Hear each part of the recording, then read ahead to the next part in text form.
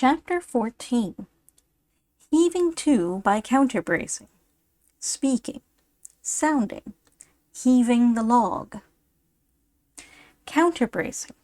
This is done whenever, with a breeze, a vessel wishes to remain stationary, for the purpose of speaking another vessel, sounding, lowering a boat, or the like.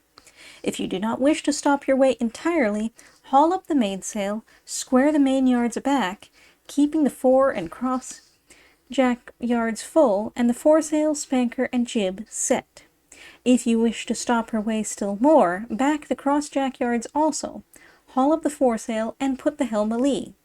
She will then fall off and come to, which you may regulate by the jib and spanker sheets, and she may be ranged a little ahead or deadened by filling or backing the cross jack yards. You may, on the other hand, back the head yards and fill the after yards. The former method is called heaving to with the main topsail to the mast, and the latter with the fore topsail to the mast. Speaking. When two vessels speak at sea, the one to windward heaves her main topsail to the mast, and the one to leeward her fore.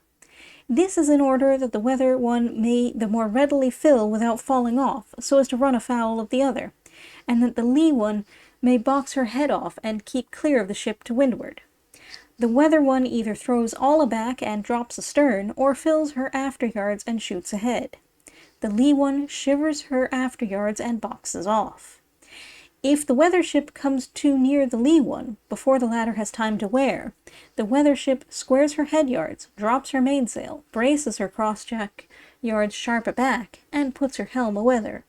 This gives her sternway, and the after sails and helm keep her to the wind.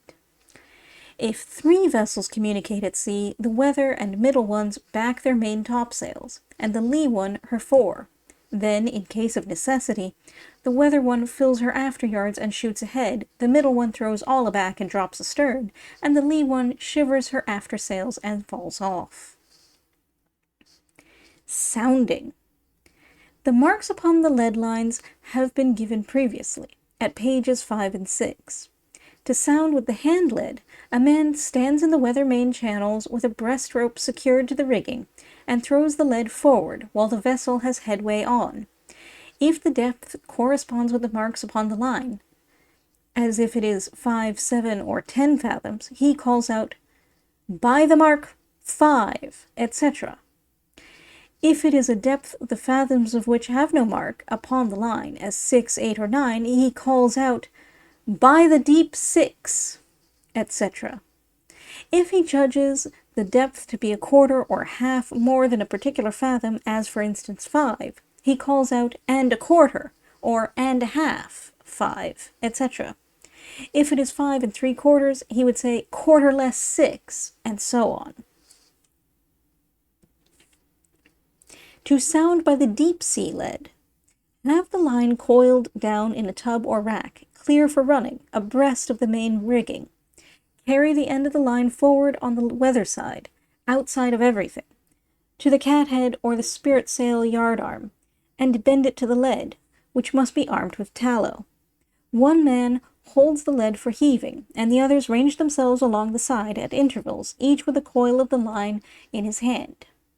An officer, generally the chief mate, should stand by to get the depth. All being ready, the word is given. "Stand by! Heave!" As soon as the man heaves the lead, he calls out, "Watch ho! Watch!"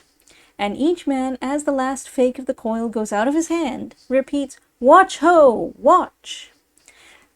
The line then runs out until it brings up by the lead's being on bottom, or until there is enough out to show that there is no bottom to be reached. The officer notes the depth by the line, which is then snatched, and the men haul it aboard, and coil it away fair. If the lead has been on the bottom, the arming of tallow will bring up some of it, by which the character of the soundings may be ascertained. The soundings, however, cannot be taken until the vessel's way has been stopped or deadened. For this purpose, before heaving the lead, either luff up and keep all shaking, or brace aback the main or mizzen topsail, or both, according to your headway, keeping the head yards full. If you are going free with studding sails set, you may clew up the lower and boom end the topmast studding sails, bring her up to the wind, and keep the sails lifting without getting them aback. It has been laid down as a rule that if the vessel sags much to leeward, as when under short sail in a gale of wind, pass the line from the weather side round the stern, clear of everything, and heave the lead from the lee side. Otherwise she would leave the lead too far to windward for measurement, or for recovering it again. But in this mode there is great danger of the line getting caught on the bottom or at the rudder heel. It must be very deep water if a vessel cannot be managed so as to get soundings to windward. Heaving the log. One man holds the log reel, upon which the log line is wound. Another holds the glass, and the officer holds the line. And, having coiled up a little of the stray line, he throws the log ship overboard astern, or from the lee quarter. As he throws the log ship, he calls out, "Watch!" to which the man with the glass answers, "Watch!" As soon as the mark for the stray line goes off the reel, he calls out, "Turn!" and the man turns the glass, answering, "Turn!" or "Done." The instant the sand has run out, he calls out, "Out!" or "Stop!" and the officer stops the line and notes the marks. It is then wound up again on the reel.